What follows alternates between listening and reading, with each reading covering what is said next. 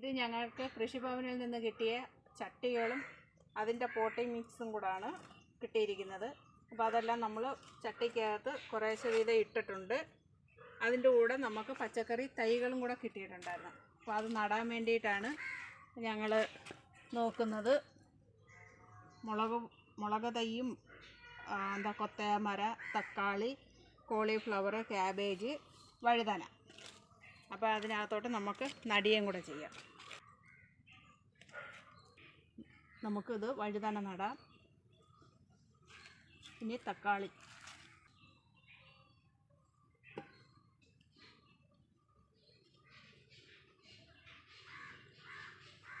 ഇത് കൊത്തമര ഇത് കേട്ടോ.